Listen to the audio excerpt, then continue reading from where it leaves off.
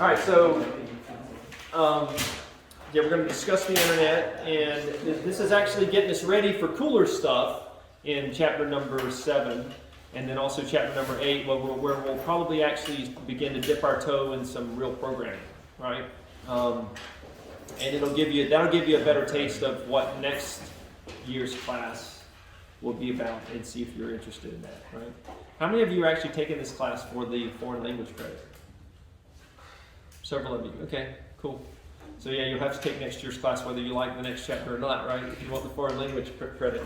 But anyway, hopefully you'll find that fun and engaging. If you guys liked SQL, which is kind of like a little bit of programming type stuff, then you'll probably, if you just think it's fun to play around with that, right? Not necessarily memorizing it, but play around with that sort of stuff, then you'll like the programming as well. So personal computers, right? Personal computers have actually been around for a while, but they weren't as revolutionary as you might think when they first came out. And really, when computers began to be kind of revolutionary was when we were able to connect computers together, right? And computers were able to communicate with one another. So it was this idea of a network, a computer network, where the real value of personal computers became evident. So just to kind of give you a definition of a computer network, a network is a group of connected computers that share resources via a data link. And that data link could be wired or it could be wireless. Right? But that's really all it takes by definition to be a computer network. It's got to have some way that these computers are connected to one another and able to share resources because of that, right? So these networks could be tiny, right? We could have 2 computers in here that were connected together, and we could officially call that a network because we have connected computers. To large networks, maybe at like a large Fortune 500 company or something like that, right? So you've got networks of various sizes, and then the internet is a network of all of these smaller networks that are connected together based on specific rules that we call protocols. So let me define the internet. Network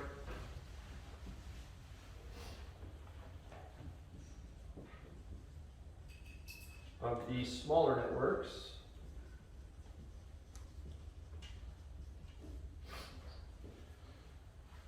connected according to specific rules called protocols. So if you've heard the term protocol, that's really all you need to think about with a protocol. It's just a specific rule that we use as we connect these devices together.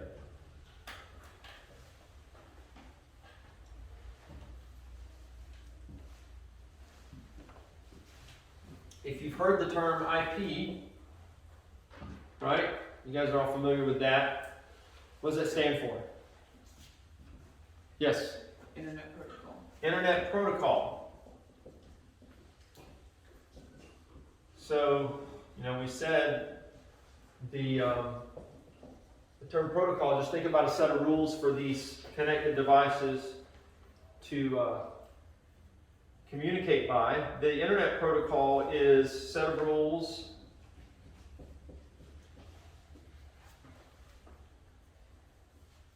used to send packets of data over the internet. So, a lot of this stuff is just, the kind of stuff that you'll find with the with your glossary at the end of the chapter, right? Yes? How would you get hacked if someone gets your IP address? That's what I've heard where they can I don't understand. They get all your information from that. Right. So once they know your IP address, as far as them being able to hack you based on that, there's still got to be some way for them to get in, right? So what we discussed last chapter, where there's some port open on your machine that's not being watched, that's not locked down. Once they know your IP address, it's really just more. It's more the idea that now you're known to them, right? Because there's all these IP addresses out there, and we're just one of the millions that are floating around. But once somebody knows your IP address, maybe they want to target that IP address and kind of hit common ports. Maybe they know that there's certain software that there's an issue with, right? So they're going to hit a port that software uses, and they maybe find a backdoor to get onto your machine. So that's really all it is. It's not really, just because they know your IP address, that's not really much different from somebody knowing my house address. Right? But like if a thief all of a sudden has my house address on their radar, now they're watching my house and they're looking for ways to get into my specific house. You see what I'm saying? Yes? It's like if they actually have your public IP, the worst they can really do without a known port is get your location approximately. Yeah, they can get your location. Right. But unless they know, like, try a specific port that maybe you're doing a home server on, like, port 88 for, I think that's the website one. Port 80 is website. Sometimes you'll see 8080.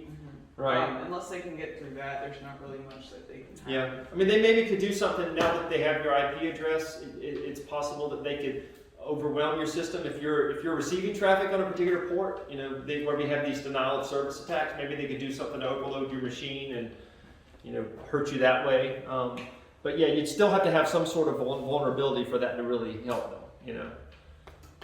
All right. So yeah. IP address, we're going to talk about IP addresses. That's connected with this, right? Definitely IP does stand for Internet Protocol like we're talking about here, but just in the general sense, when we say the word IP, we're not talking specifically about the IP address, we're just talking about those set of rules in general that are used to communicate over the Internet, right? To send these data packets over the Internet. And so IP is used very closely, we're going to talk about this in more detail, but works closely with TCP, which is, I'm going to tell you what that stands for. That's Transfer Control Protocol, and UDP, which is User Datagram. Why I didn't capitalize those. User Datagram Protocol. And we're going to discuss those in detail, but a lot of times you may see IP tied to these, especially to TCP. All right? Anybody want to take a gander as to how far back we date the internet? Like when was it kind of invented? Any guesses? 80s. I hear 80s? 90s? Mid 80s? Late 70s. Do you want like a specific year? Late 70s? No, you're saying the right kind of stuff. I'm just, During my moon landing, I'm pretty sure. when? Same year as the moon landing. Same year as the moon landing? What? World War II. World War II? 45. That's a little early. That's a little early. So technically, huh? You're saying like the internet? The internet, yeah. So 1960. Because you might classify. 69. You might classify the internet. So yeah, I mean, there's things there were definitely discoveries that were made and advancements that were made that were maybe part of what eventually became the internet. But really, we sort of think of it starting in the late 60s, 69. And it's linked back to an agency called ARPA. Anybody ever heard of ARPA? Or ever heard of ARPANET? I've heard of DARPA, but not ARPA. DARPA? Okay, so ARPA turned into DARPA. All right, so very good. That's good. So ARPA stands for Advanced Research Project Agency, and was part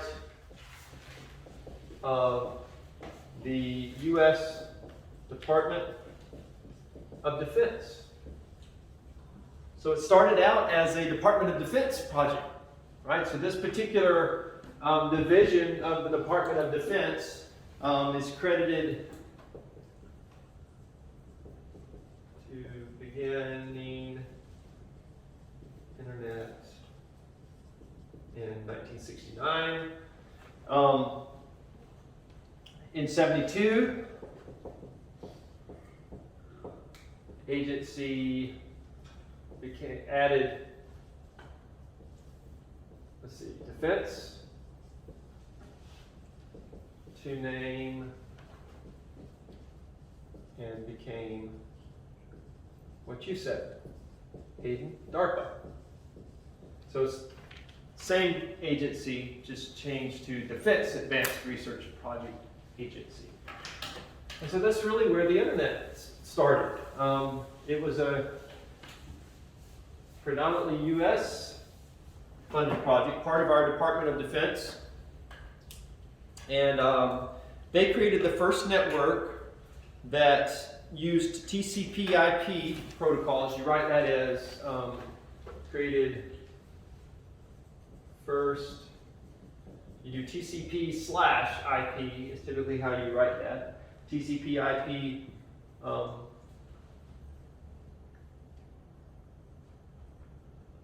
Let's see. Created first TCP/IP network for transmission of data.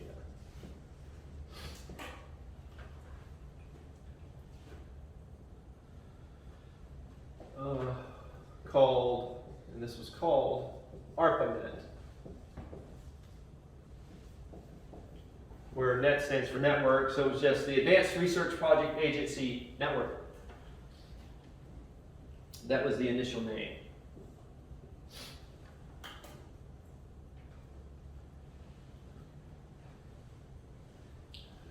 And so the technique here, what kind of made this so, made it into the game changer that it was, is that they had a mechanism for breaking down data into smaller, more manageable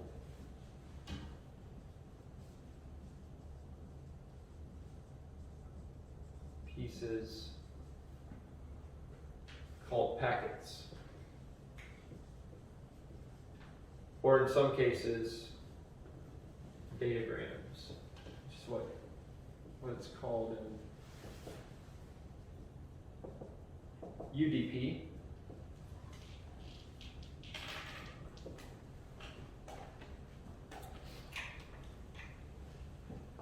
So this was officially decommissioned in 1990, but it still is basically the internet today is still kind of based on these same technologies. There's certainly been some advancements, but we still say TCP/IP is at the heart of what we call the internet today.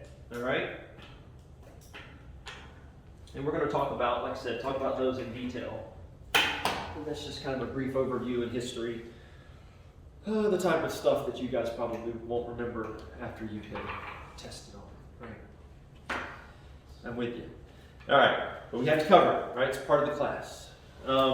So let's talk about specifically about the Internet Protocol Suite, which just kind of came out of this. It's that first version that was part of the Department of Defense, the work that went into ARPANET, right?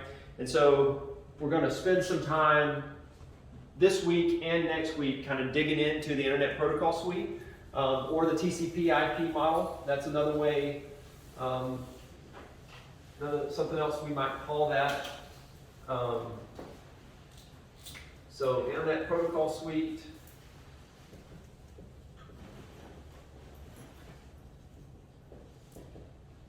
Or the TCP/IP model.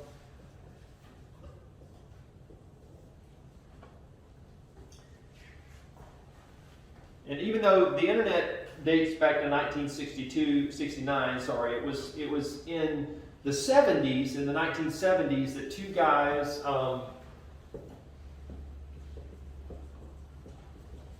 in the early 70s maybe you know these names, maybe you've heard these names before. Bob Kahn and Vint Cerf. Anybody heard of these guys? Sound like Russian names. I know they work for the U.S. government. Years is our. Yeah. But these guys, in the early 70s, Bob Kahn and Vint Cerf invented TCP, right? And that really was what kind of unlocked this whole thing. They're referred to as the guys that architected the internet, right? They're kind of credited with that. Some would say they're the fathers of the modern internet, right? And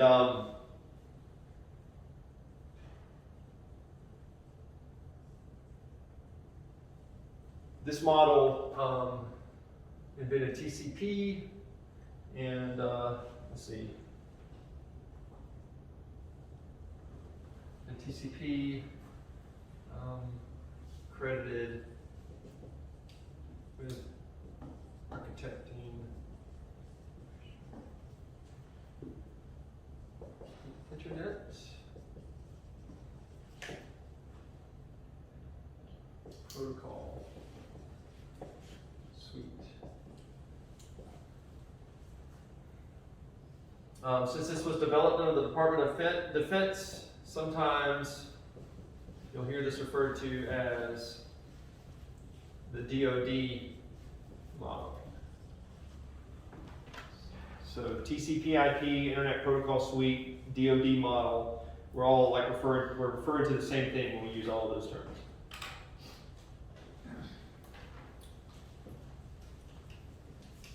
Contains 4 abstract layers. Now we've talked about abstraction in here before, briefly, but what do you guys think about when you hear abstraction or abstract? Yes. I think of like art. Like Art, abstract art, okay, yeah, I could see that. When you think of abstract art specifically, like what type of art comes to mind? Just like a lot of blurry stuff. Weird stuff, right? Yeah, it's not very clear, yes. All kind of jumbled up. All kind of jumbled up, right? Not So- detailed. Huh? So Not not detailed, okay. I think of it like abstracting more of ideas, and instead of it's like has emotion behind it versus being like an actual like image or Right, picture. okay, yep, I could see that, yes. Feeling, okay, right. So that's actually a good way to kind of think about what abstraction is, because in the idea of abstraction, you don't have to know the details, right? You just kind of know the general thing that's going on there. And so that's kind of what we mean when we say abstract layers here, that we've got these 4 abstract layers. They're focused on their own stuff. But as far as the other layers go, they don't really have to know the guts about the other layers. They just know, here's your job, here's your general job, and so you do your job and I'm going to do my job, and we don't really care how you're getting it done. So that's why we use abstract for this term here. But abstraction in general, that's sort of the idea. It's like there's inner workings of that stuff that we don't have to know the details about, so we abstract that out, and that's kind of what I think about with the fuzzy art thing, right? We sort of know what they're saying here. There's a general sense of what's going on, but I really have no idea what was inside the crazy mind of the guy that put that together, right? There's details happening that the artist probably knew exactly what he was thinking, but I just kind of get a general sense, right? So that might be a good way to kind of help you think about what abstraction is. So just to kind of write that down, each layer focuses on its own functions and doesn't need to know what other layers are doing. It doesn't care how it works, doesn't really need to know how it works. It just knows that you're going to handle this and I'm going to handle this, and that's good enough for me. When we talked about abstraction previously, I think it was when we were talking about Boolean logic, and specifically when we were talking about logic gates. So we would have these symbols that represented the electrical circuit that accomplished a particular function, and we didn't have to know how those electrical circuits were built, right? Those might have been really complicated electrical circuits, but all that we had to know was that if I put in a 1 and I put in a 0, this AND gate is going to give me what in return? 0. 1 and a 0 is going to give me a 0, right? I don't care about the complicated process that was in the middle there. I just know that 1 and 0 is going to give me a 0. Or if I give a current to one side and don't give a current to the other side, no current's going to come out, right? All right, so what are those 4 layers? Those 4 layers are the application layer,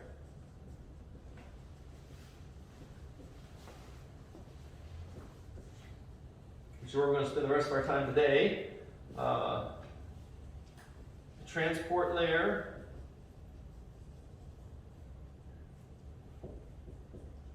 the internet layer,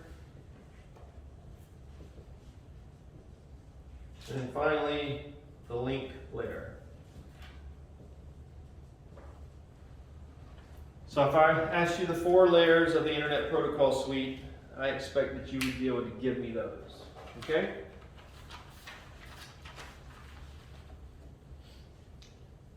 Everybody tracking with me so far? Maybe, I've just been trying to think, what can I give you, what can I assign you guys this week? Because it's kind of a weird section to lecture over and then give you an assignment. Maybe maybe everybody should do a piece of abstract art to bring in next week. You could create it on the computer. On the computer, what's that? We did that freshman year.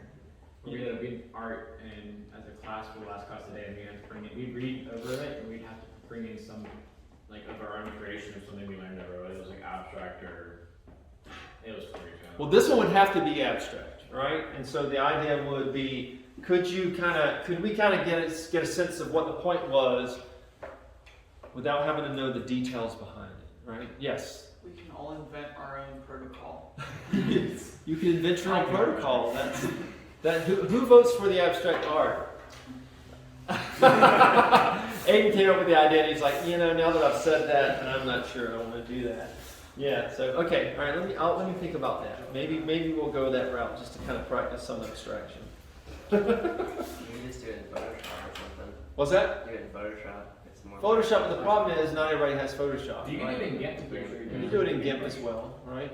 I mean, this is really one of those things that it really wouldn't be a big deal if you didn't do it on the computer, right? If you had some other way that you wanted to do your abstract art, because we're more learning about abstraction than we are the tools that you did it on. But the computer would be fine, right? So, and I always enjoy your computer creations. We could create it's an opportunity for us to create another slideshow, right? Yeah. Yeah. All right, cool. I like that idea. All right, so let's talk about the application layer. Let's drill down into that. And like I said, that's really all the time, all that we'll have time to cover today. This is, I think, kind of the longest section that they spend when you need the layers. The application layer, this is the top layer of the Internet Suite protocol, or Internet Protocol Suite.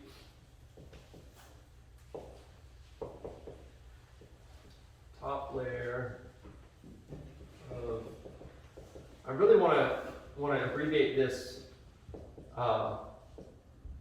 IPS, but they never do that. So I guess that's not a common way to say that, but it's getting old. Maybe this will be the last time I have to say Internet Protocol Suite. And so it contains various services, the application layer does, including contains various services, including the World Wide Web. Now, how many people, when I said this application layer includes various services, including the World Wide Web, how many of you thought the World Wide Web and the Internet are synonymous terms? They mean the same thing. Right? That's sort of how we use it, right? We talk about the web, and when we say the web, we a lot of times are thinking that means just the internet as a whole, right? But technically speaking, they're two separate things. Yes. Isn't that like the www, like access portals specifically? Yeah, so it has to do with the protocol. So the World Wide Web is a service that's available on the internet that uses a specific protocol to be able to communicate between systems, right? And so when we think about these services here, they each have their own unique protocols, right? So, let's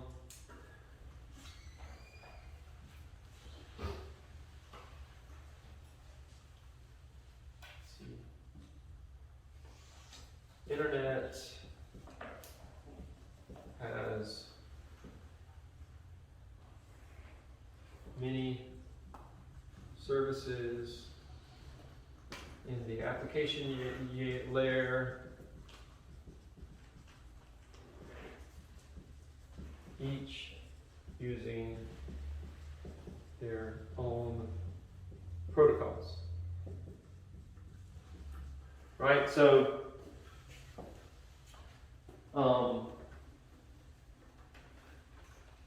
like the common protocol that we're going to spend a little bit more time on talking about shortly is actually HTTP, which is what we type in our internet browser whenever we're going to visit a particular website, right? But some of the other services that I want to talk about, or protocols that I want to mention first, is IMAP, and that is Internet, that stands for Internet Mail Transfer Protocol. So you actually knew the internet was more than just the web, but maybe you didn't really think about it that way. SMTP, Simple Mail Transfer Protocol. There's another popular mail protocol. Does anybody know what it is? Post office protocol. What? Post office protocol. Post office protocol. I like the way that you read that out of the book there. Has everybody ever had to configure that pop when you're like setting up mail, or you ever had to do that? All right. So used to, if you've ever like got set up your own website and you wanted to set up or you set up your own domain, which included a website, and you wanted to be able to send email to that domain, then you would have to configure some sort of email client to be able to send and receive email using that domain. And so you might use POP or use IMAP to configure that. So all of these here are related to email. These are used for email. And there's also DNS. Domain Name System.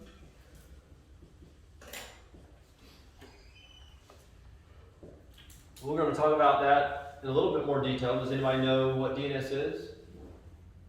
What that's related to? Domain. Yeah. Domain name system. That is correct. Yes, Aiden? It kind of points the domain to the actual server.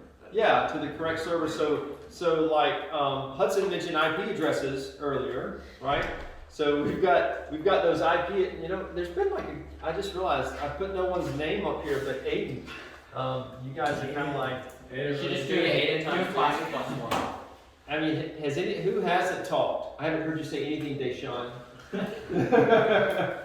So, man, there has been a lot of interaction though. Can we get 8 times 2 maybe? 8 times 2. How many? Let's see. Let's just say we got 12 people here today, and all 12 of you guys get credit for the day. How about that?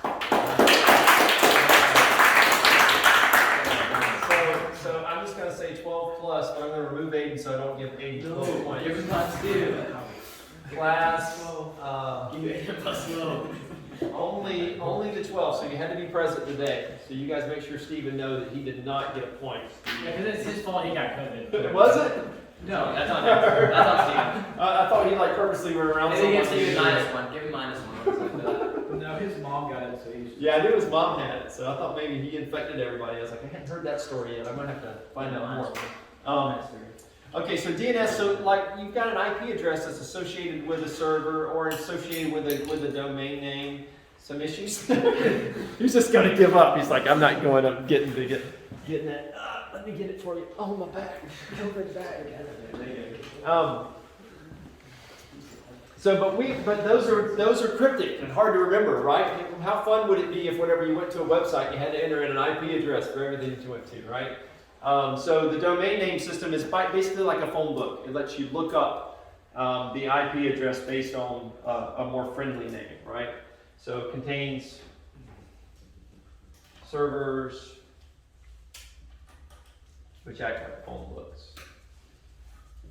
And this is what he said in the book, but I'm thinking, kids these days don't even know what phone, they've never even used a phone book, probably. I'm used to that book. Have you? I mean, that's probably one of the things that they had at the Science Museum, right? We used phone books. You wanted to know someone's name? You didn't just go to Google. All right, someone's number. So VoIP, what does that stand for? Voice over Internet Protocol. Voice over IP, I'm just going to write it like that. So this is used for phone calls, right? You can, some companies offer phone service using voice over IP. What about FTP and SFTP? Everybody know what that is? File transfer. Take his book away from him. So yes, it's for moving files back and forth. So it could be. I'm going to put secure in brackets here. So FTP stands for File Transfer Protocol, but there's also a secure version of that. So that's what the S stands for in SFTP, and it's obviously for file transfer, right? I'll put that out there, but the name makes that pretty obvious. All right, so any questions about these different protocols? Before we talk about the one that you're probably most familiar with, but don't think anything about it, you just know you have to type it in sometimes into the browser, right? And that is HTTP, or Hypertext Transfer Protocol. But don't we use HTTPS now? Well, it's just like with HTTP, you can have HTTPS, which is the secure version of that, and it's not required, but Google will ding you if you don't use HTTPS. So pretty much everybody uses HTTPS now, right? And your browser will complain strongly if you try to go to a website that doesn't have HTTPS, right? It doesn't have a valid cert, or the link to the site isn't HTTPS. So let's spend a little bit of time on that. That's just another protocol, right, that we use for accessing websites. So let's talk about that. HTTP and HTTPS stands for Hypertext Transfer Protocol. And just like I did with SFTP, I'm just going to put the secure portion in brackets down here because it technically could not be secure. It could just be HTTP. This provides the connection between a website. It's so funny that when website first started being used, I remember somebody stressing to me, or maybe it was an article that I read, that it's technically supposed to be 2 words. And now it's supposed to be 1 word, so they can't make up their mind how they want to do it. But provides the connection between a website and your browser. It's kind of like, have I ever told you guys about the proper way to pronounce the capital of Montana? The capital of Montana is not Montana, just to make sure you knew that. I had to pronounce Montana. No, the capital of Montana. Which we did have a little debate at the house the other day about the proper way to pronounce the state that that Reno is in, the city of Reno. I was right, by the way. It's Nevada. What? Is it Nevada or Nevada? Is it Nevada or Nevada? I say Nevada. I say Nevada too. It's actually in that area. Well, we found one thing that said the proper way to pronounce it is Nevada. But this guy had like an English accent. We're like, does he know? You know? I found that one that the guy said But Nevada, then- and the comment was like the top one was someone from. He found another one that said, this is where the people in Nevada, or Nevada, this is what they say. I'm going to ask next time I'm there, right? Because I've always been told it's Nevada. But I don't really trust anything anymore because whenever I was in school, and I don't know if this may have been elementary school where we were learning the capitals of states or maybe middle school or something like that. But I remember my teacher stressing that the capital of Montana is Helena, Montana. So she said, do not call it Helena, it is Helena, Montana. Well, we happened to go through Helena, Montana when we were one of our trips out west, and we stopped at a McDonald's in Helena, Montana, and we were like, hey, how do you guys pronounce the name of this town? Helena? We were like, is that just you? Like, did you grow up on this side of the railroad tracks and everybody on this side of the railroad tracks pronounce? They're like, no, nobody around here pronounces it Helena. It is Helena, Montana. So I just didn't, I lost all my faith in all of my teachers, you know. I was just like, what other things did they tell me? You're supposed to do it this way. And they were, I mean, this teacher stressed that. It's like, it's supposed to be pronounced Helena. Make sure you pronounce it correctly. I don't want any of you South Georgia kids pronouncing it the wrong way. And she told us the wrong way. So anyway, it's Helena according to the people in Helena, Montana. All right? That'll definitely be on the quiz. So make sure. So website addresses that begin with, when we start off a website address with HTTPS, right, when we type that in our browser and we go to a website, what we're actually doing is we're specifying the protocol that we're going to use to access that website. All right, we're saying I want to use the Hypertext Transfer Protocol, the secure version of that, to access this particular website. But did you know you can actually use your browser to access other things using different protocols? So I could, you know, like we just talked about FTP, I could connect to a server via FTP using my browser. And if I have the correct credentials or if they were dumb enough to leave it open, I could type in FTP:// put in the name of that server, and all of a sudden I see the contents of that server, and I can access items that are on that server. You know, you were talking about things that by people knowing your IP address might expose you to harm, Hudson. The company that I used to work for, this is one of the ways that we were exposed to harm because somebody had left anonymous access open on one of our servers. Exactly, right? And I don't think it was me, but it's possible that it was me, but I'm pretty sure it wasn't. Was it someone from your team? I think so, yeah. But anyway, so we'd installed a web server on this particular box, and I don't know if it was like the default settings and left it open anonymously or what, but anyway, we got a virus into the system because that someone was able to access it via FTP. So your browser can actually be used for other things, but most commonly, we used our browser for HTTP connections, right? Where does HTTP get its name? Gets its name from hypertext markup language, better known as HTML, right? The standard language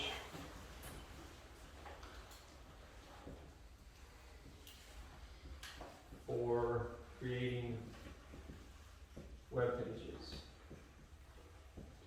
So how many of you guys know how to use have used HTML before? Aiden has. Surprise. I think you showed me something on there once. Huh? I think you showed me something on there once. Okay, yeah. Has anybody else, have you like written some by hand, like coded it by hand? Yeah. Because there's lots of tools that will generate HTML for you. But we're going to learn in here how to do it by hand. I didn't know that was there. Is that a hint? It's like if they roll it around, we want this to fall off so that they'll remember to use some on their hands. I found the other thing. Cool. So yeah, I want you guys to know how to do it by hand. So that's definitely something that we're going to learn about, maybe in chapter 7 in the book. If they don't dig into it, I'm going to introduce you to some of those tags. It's not technically a programming language. It's what it says it is. It's a markup language. So you use a series of tags that you put around the text. You mark up the text to get it to display a particular way in the browser, right? So we're going to learn about HTML and how to use that. But that's where HTTP gets its name from. It's because the markup language is called Hypertext Markup Language. And so the protocol that we use for transmitting those web pages is HTTP and HTTPS. All right, any questions about that? How are we doing on time? 10 minutes. We have 10 minutes? Yeah. Seriously? It's 2:50. Which actually 40 minutes. No. Wow. I didn't think I Oh, talked you're that right. You're long. right. I would It's definitely 10. No, it's definitely 10, I think. When you just kind of come and go whenever you want to, you know, you don't really keep track of time, right? Yeah. And you show up late with no coffee in your No hand. coffee credit. But he still got the extra credit. It was your angel grant. Yeah, maybe he should lose the extra credit. He just went away. A class except for Joshua. I like that. It was Landon's fault. It's Landon's fault. How was it Landon's fault? He's blaming my grandchild now. That's He was just 2-point deduction. He was distracting Mama. Maybe before he minus left, 100. and then she broke Yeah, down. from 0. All right. Wow. All right. So let's talk about websites in a little bit more detail. A website is made up of files stored on a server. Now, when you say files stored on a server, that could be a personal computer sitting at your house, right? You could be hosting your own website on there. It could be a cluster of servers in a company. It could be out in the cloud, right? Which has got redundant servers, maybe spread all around the world. But the best way to think about it is just like on your file system at home, right? It's just a set of files that you're going to expose to the world for other people to be able to access, right? So a website's made up of files stored on a server,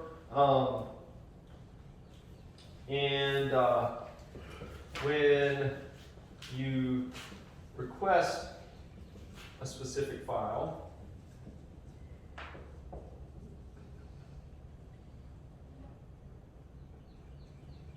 on a website. So that's the file stored on the server. When you request a specific file on a website, your machine is called anybody know? Oh good, Isaac has his book shut. Anybody else? Anybody know? He's tempted to flip through it. Called the client.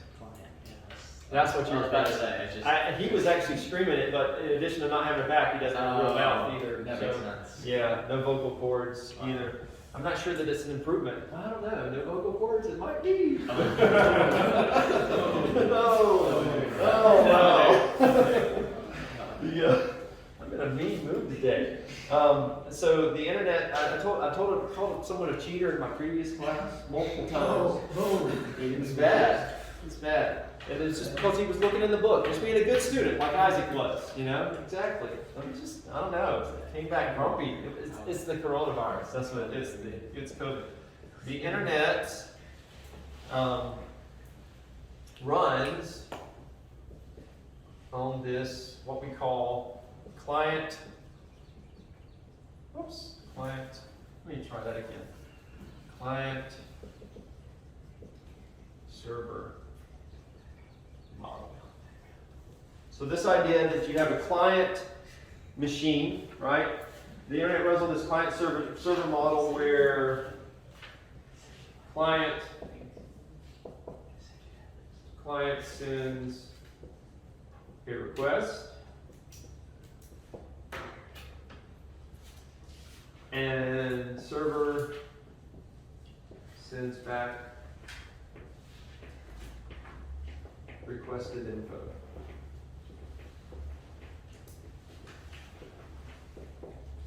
So that process we call the client server model.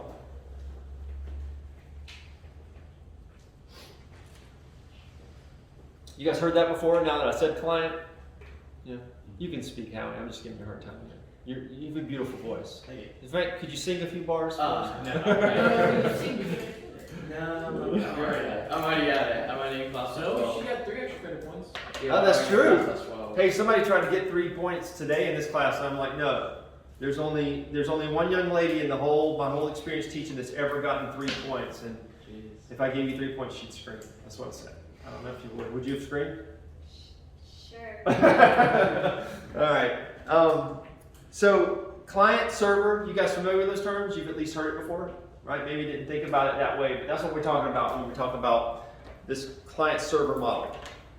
So we've already Hudson's already kind of spoiled this and let the cat out of the bag a little bit, right?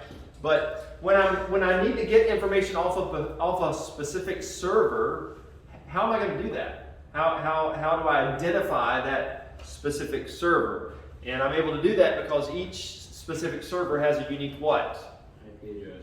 IP address. Thank you, Hudson. Where did you get that marker over there? No. Hey, that was great. I just ended up at my desk. I noticed that there's a black marker missing that was up here. I got framed for this. This wasn't me. It was here. Here you go. You turned this shit into the movie. You're like, playing I got framed for there. I'm glad you grabbed the marker that was already failing. So thank you for not using the good one. So how to target.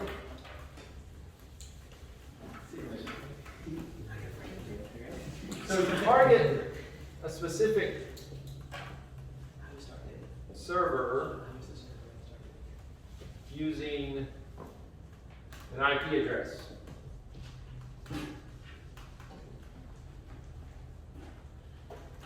And you can think of IP addresses kind of like our street address, right? It's just some way to identify that unique computer on the internet, right? On the network.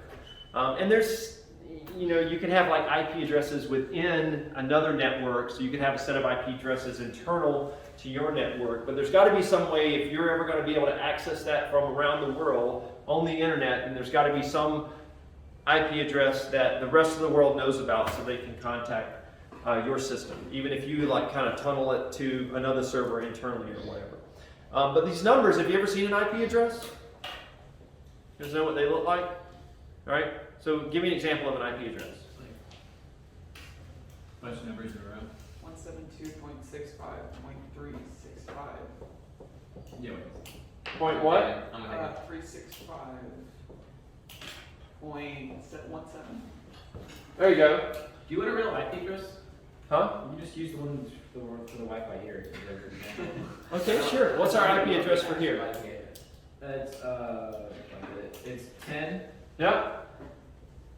.1 .11 .107. 107. All right. I think there's an actual address. There you go. So this is IP version 4, IPv4, where you've got at most 3 digits, right? And 4 groups of those 3 digits. Like he notes in the book that Google's, I haven't verified this, but he says Google's IP is 8.8.8.8. And you can look that up. You can look that up on your computer and see what IP is returned. What's the command on Windows for doing that? It's a ping. I believe. What is it? Ping. If you ping it, if I ping google.com, it should return what the IP address is. So, anybody connected right now? Are you connected to the internet? Are you on a Windows box? No, yours isn't Windows. I don't know if ping. Like I know if I go to the command line on a Windows machine, I can ping. I'm gonna try to beat Abe and NXP for you. Come on now. Better hurry up, baby. It's on 26. Maybe like do a Oh, no, do a few spins first, because they can start running yet. He didn't start yet. This computer isn't booted up yet. Ooh. Oh, wow. Slow as well. Come on, it's on. Any This chance? computer's not even booting. So it did not return 8.8.8.8.8. Dare it. So let me show you what it returned. This is interesting.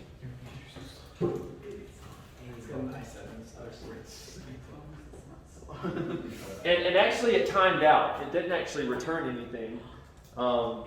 because some servers won't let you ping them, right? They have to allow a ping. So, but it returned this 2607 F8B04002 CO2 64.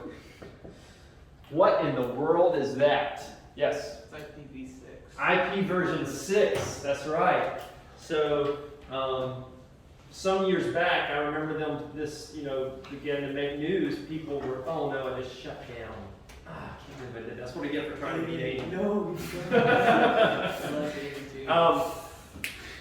But they're like, we're gonna run out of IP addresses, right? We need too many IP addresses, and there's only so many that we're gonna be able to make if we max this out at 3 digits apiece. And this was just 3 digits, 0 through 9. So notice what they did here. Now with IP version 6, it's no longer a decimal number system. What are they using here? Hexadecimal, right? Because you see the F in there. Is that the only letter in this one? There's a C in there as well. So There's also a B. is there a B too? Yeah, there's a B as well. So hexadecimal runs from 0 to what? 13. F. F is the highest one, right? So it goes 0 to 9, then A, B, C, D, E, F, right? So 16 altogether is what hexadecimal is. Is that right? Yes. 10, yeah, 10 and then 6 more. So we can support way more IP addresses now with IP version 6, right? But I'm going to take the author's word for the fact that that used to be what would be returned if I looked up. Oh, I should have tried it. Did you already shut down? I can pull it back I up. still can't believe I shut mine down. I feel like there was Alright, something, this isn't accurate. This is something just not important. here. Oh. Back up. This is plus 3 points right here. I wonder if you can do an NS lookup. You ever done that? Yes. Yeah, it's easy. So NS stands for name server lookup on google.com and see what that returns. It's actually cool. I wanted to see what this picture was. It's not 888, it's 64.233.177.139. Interesting. So 64.2 what?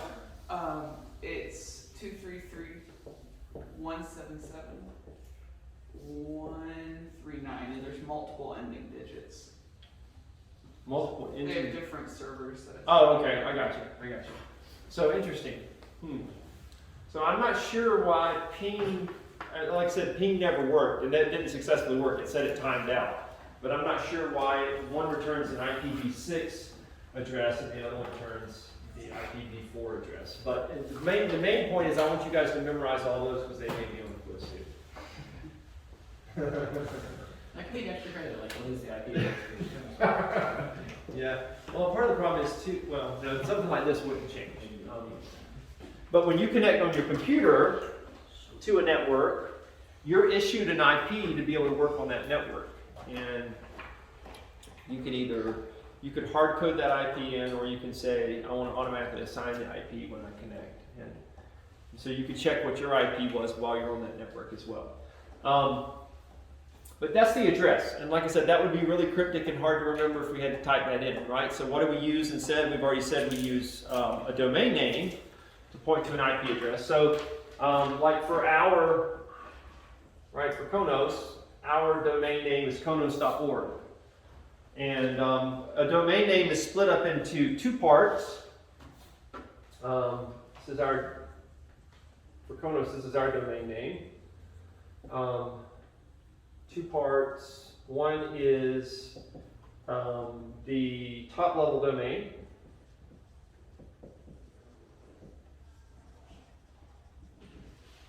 Or the TLD. And in this case here, for us it's .org.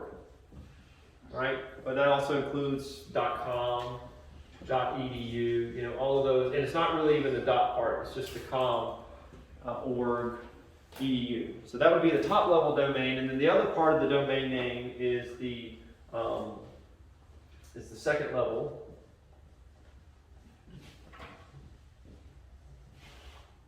Domain, or SLD, which in our case is Konos, right? But it would be Konos, Google, 20 Home. Surely there's a TonyHawk.com. That's Tony.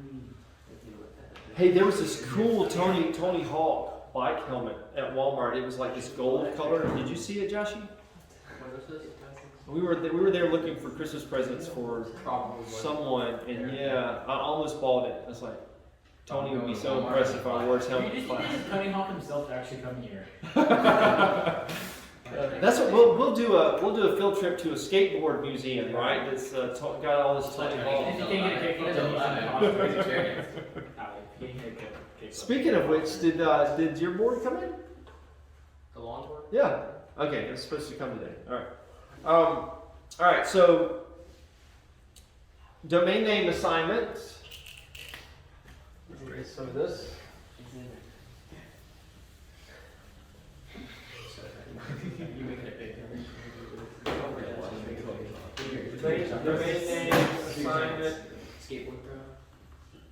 Stomp race. So if we're going to be able to look up these domain names, somebody has to track that. There has to be some standardization around that. So domain name assignment is managed by a nonprofit organization called Internet Assigned Number Authority. Not a very exciting name. The acronym for that is IANA. I don't think I've ever seen this, IANA, but it's a department of, this is what you usually see, a department of ICANN. Maybe you've seen that before, which is the Internet Corporation for Assigned Names and Numbers. Okay, so why did you put the full name outside of parentheses on the first thing, but in parentheses on the second and like flip it? Because I'm the teacher and I can do stuff like that. All right. Now this is what you see. I didn't even know what this stood for. Right. It's kind of like HTML. You hear HTML, no one ever says hypertext markup language. People talk about ICANN when you're referring to domain names, so you'll hear that term. Like I said, this one, and I don't know the right way to say it. Is it IANA? Is it Nevada or Nevada? I don't know. But this one, you'll see that when you're looking at domain names. All right, any questions about domain names and how that works? So you send out a domain name and a lookup happens on a server somewhere. I guess we could go ahead and write that down. How much time we got? I think 32 that minutes. clock's- Is there another clock? Oh, there's another clock. I knew that. It's about 20 I just minutes. forgot about it. Is that one right? 22 Yeah. minutes? 21? Quiz next week, just go over a bunch of definitions. Yeah, it's just going to be definitions. I'm just going to quiz you guys on Show an example of an IP address. I can't really think of anything else that we could really. the different layers, 4 transport layers. Yeah, like that's like a definition to use. Say it again? Like I was thinking like the definition thing. Yeah, I mean, it'll probably just be like a matching quiz, probably what it'll be, just to make sure you guys remember the terms, all right?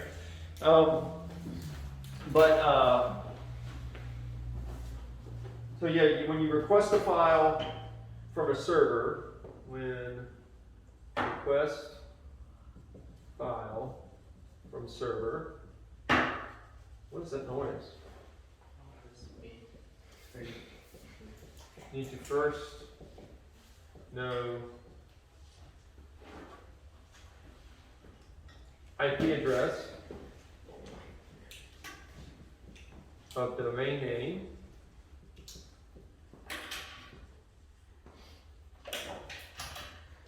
which is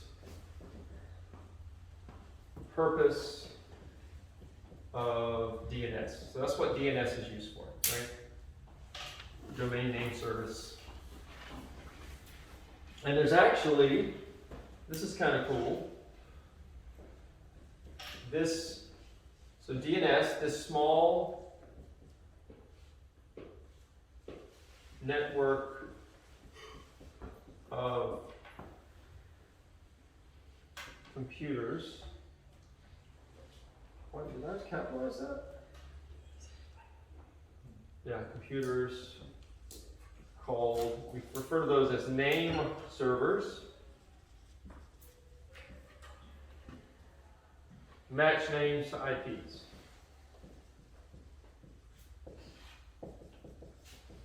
All right. So these name servers, a lot of these name servers are owned by your ISP. What do I mean when I say ISP? Internet service provider. So who is your internet service provider? AT&T. AT&T. I feel sorry for you, buddy. Maybe you have better service than I do. actually pretty good. Is yours good? Yeah, we haven't had any problems. Do you have fiber, or do you have like what services do you know? We don't have fiber speeds, but we do have fiber RAN in our neighborhood. Oh, do you? Okay, see, we don't have that. We can only get like 18 megabits was as fast as that. We have 100 megabit. Only 18, exactly. All right, we have 100. That's what we are now on Comcast. I So think it's like 12.5 megabits. what is it? I think we did 12.5 megabytes, which is 100 megabits. Okay. So yeah, Comcast, AT&T. I don't know. What are some of the other ISP? Huh? Xfinity? Xfinity. Well, Xfinity and Comcast are one company. Yes. Spectrum. You have T-Mobile for internet? Okay. So Spectrum, I think. SoFi's not. Isn't SoFi like a?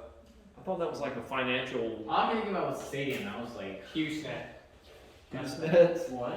Does That's what HughesNet still exist? That's what the Yes, it does. the one over satellite, which We is used to have horrible. that. Huh? We used to have that. Yeah, that's bad.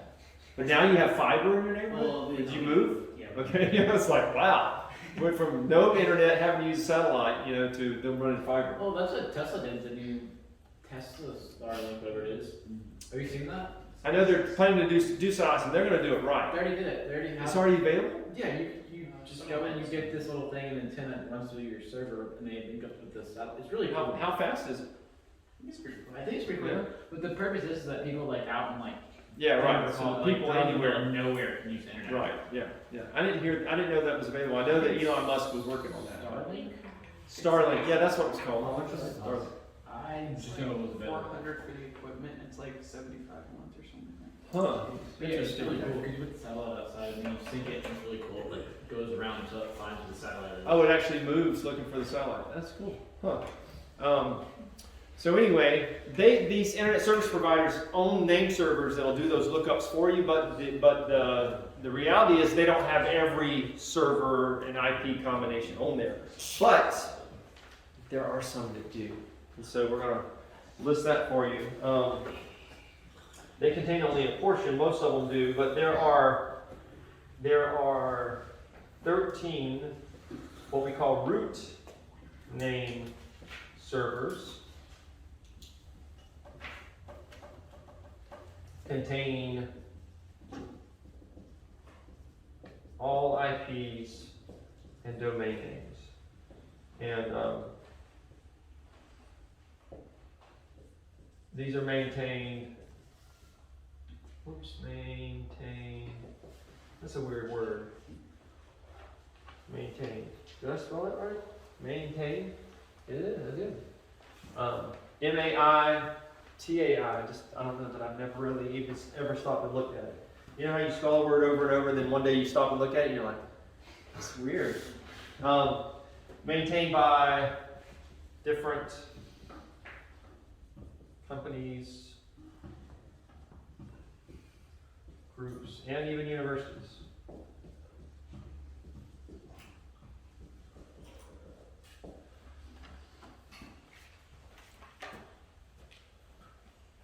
So like VeriSign, for example, if you've ever heard of them, they have a managed root name server. All right, so that's the way domain names work and DNS works with looking it up. So the last thing I just want to cover is just real quick give you a breakdown of a URL so that we understand what that is, and I think we've got enough time to do that. So let me do that real quick.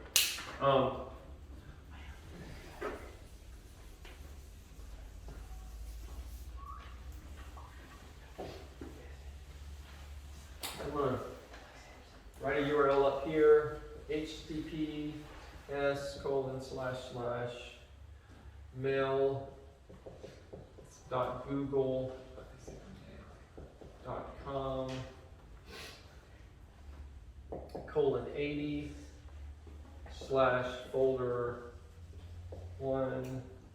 https://mail.google.com/folder1/mail. This is totally made up.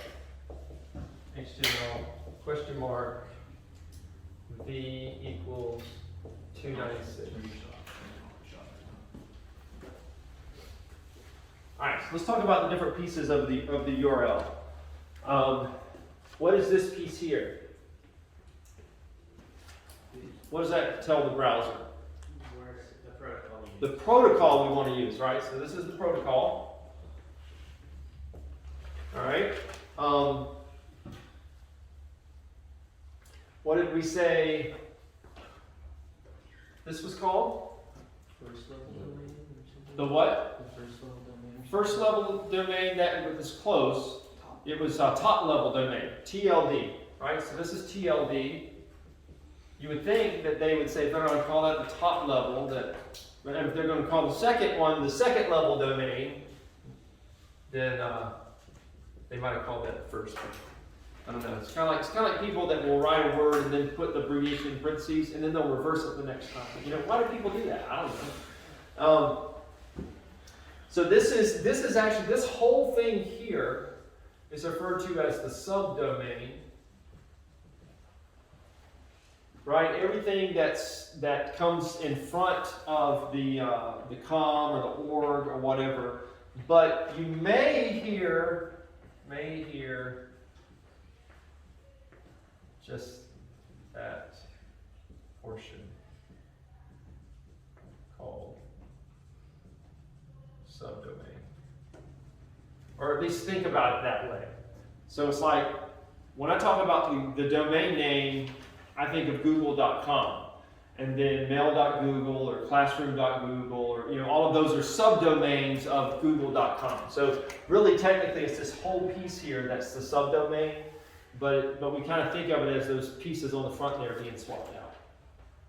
All right, who can tell me what this number here, we haven't talked about that at all, is there know? Well, we sort of mentioned it earlier. What was The port. that's the port, right? So that's the port that they're going to connect on to that particular box. So on your machine, you can actually see, probably if you right click and choose, what is that at the bottom where you can kind of see how your machine is performing? Task manager. Task Manager. So you can right click on Task Manager. One of those, I think it's one of the tabs in there will show you like what ports certain services are using. I know you can go to services and you can see that on your Windows machine. But those are just locations on your individual box where you've got something listening on it. So it's like an address on your machine where a process is listening for information on that port, right? And so when you set up when you install a web server or turn on a web server on your machine, by default, most web servers are going to use port 80. That's what it's listening for requests on, right? But you can actually change that to whatever. But that's the default. If you don't enter a port in there, that's where it's going to try to request that particular page. But you could explicitly enter the port in there. This portion, everything that comes after that initial name, we call this the path. Everything up to the question mark, if there's a question mark on there, all right? So, depending on, in some cases, the path is literally a reflection of the file system on the web server. There are literal physical folders, on that machine that match the folders that's listed in that path, or it may not, right? You can, different programming languages let you do different things, so you can kind of configure virtual paths that don't match at all what's actually on your system. But it's just a way for you to organize the information on the website and then access that information. In this case here, the actual file that we're accessing is called mail.html. So that could be an HTML page, it could be an image, it could be a video, it could be a PDF file, any number of things there at the end. And then sometimes you'll see a question mark, sometimes you won't, but if I see a question mark, what comes after the question mark? Anybody know?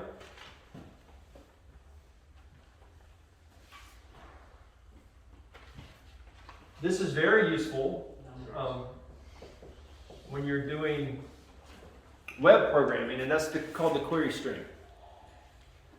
So I think we talked about that at one point whenever we were looking at SQL injection. We talked about those parameters that could be passed in via the query string, and it's just kind of like variables that you can pass in to this particular web page here, and then you may have code that's running and using those variables depending on how they're changed, right? So this is in essence the different pieces of a URL. So That may be something, that's something I could see being on a quiz or a test, Hudson. So you may not want to fall asleep just yet, No. right? That would be kind of important. So for the purpose of the test or quiz, we would call that portion there the subdomain. Okay? So anyway, any questions overall? That's all I got time to cover. That's all I want to cover. I really want some coffee. So you guys have a good one. Let's see, I missed 4 people today? Yeah, 4 people today. You know, I'm a nice guy. I may just give everybody. No, just give No, Steven just a us. shot. No, definitely Definitely just just you guys. Okay, you're right. I'm not a nice guy today. That's right. I'm in a bad mood. All right, y'all have a good one. See ya.